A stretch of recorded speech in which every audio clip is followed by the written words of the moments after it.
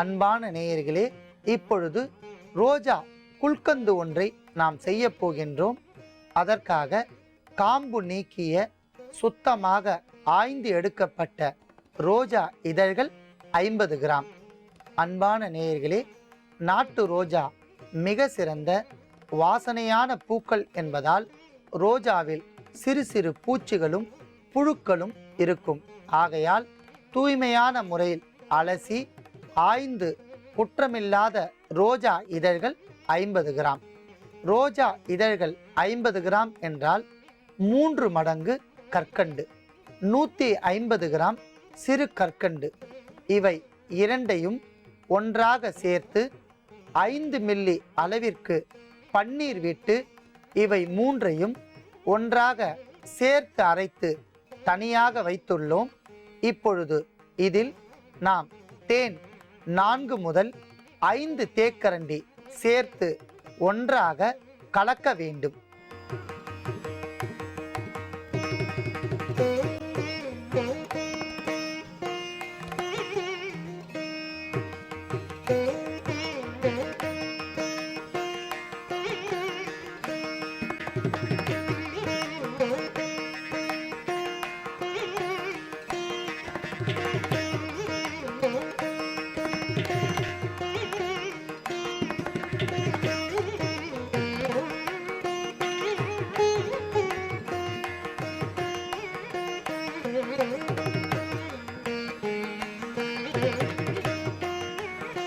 அன்பான நேயர்களே, அற்புதமான முறையில் நாட்டு ரோஜாவை கொண்டு நாம் ரோஜா குல்கந்து ஒன்றை தயாரித்து வைத்துள்ளோம்.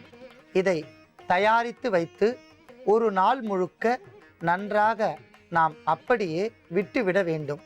இதில் இருக்கக்கூடிய தேனும் அரைத்த ரோஜா இதழ், கற்கண்டு, பன்னீர் இவை அனைத்தும் ஒரு நாள் நன்றாக ஊறிவிடும்.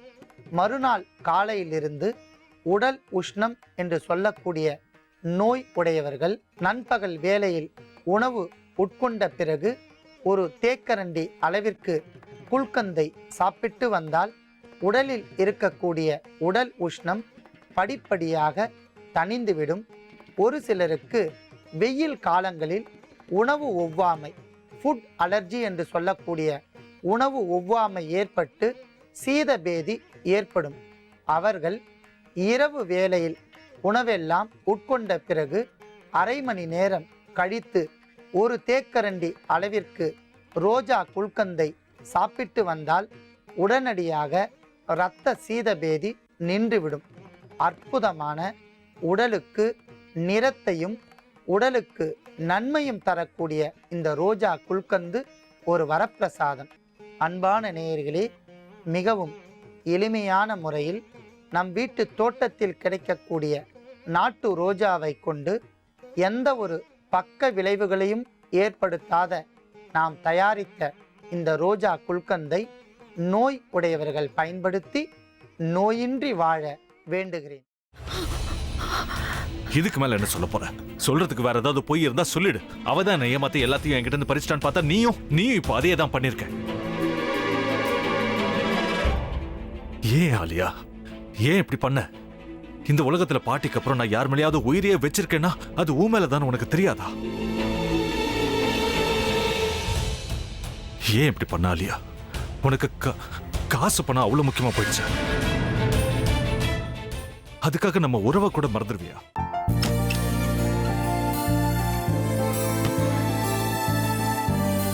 சக்தி சக்தி, ஒரு நிமிஷம்.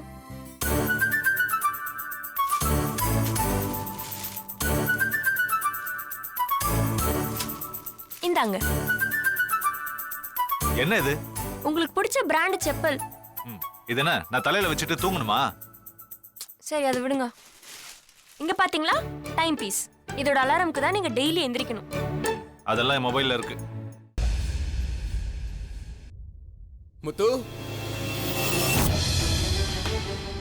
முத்து, என்னடி இவன் முத்துன்னு ஒருத்தைய உருவாக்கி விட்டான். செல்வியை மறப்பான்னு பார்த்தா எப்ப பார்த்தாலும் முத்து முத்துன்னு கூப்பிட்டு இருக்கான். முத்துவை கூப்பிட மட்டுமா செய்யறான், முத்துவை வச்சு என்னென்னமோ செய்யறான். நாம தான் இழிச்சவாய் மாதிரி வேடிக்கை பார்த்துட்டு இருக்கோம். என்ன முறைச்சு என்ன பிரயோஜனமாயா? உனக்கு வேற குரல் போயிடுச்சு. அடுத்து அவ செல்விய கூப்பிட்டானா என்ன பண்ண போற? உன்னுடைய விருப்பப்படியே நீ ராமநாத வீட்டு மருமகளா வாழ போற. கண்டிப்பா என்னுடைய ஸ்தானத்திலிருந்து அவன் உன்னை நல்லா பார்த்துக்குவான் அம்மா. டேய், அவரை பத்தி தான் உனக்கு தெரியும்ல. அவர் எந்த முடிவு எடுத்தாலும் அதான் ஃபைனல். நம்ம அப்பா வேணுமா வேணாமாங்கிறத நீயே முடிவு பண்ணிக்கோ. வாடா.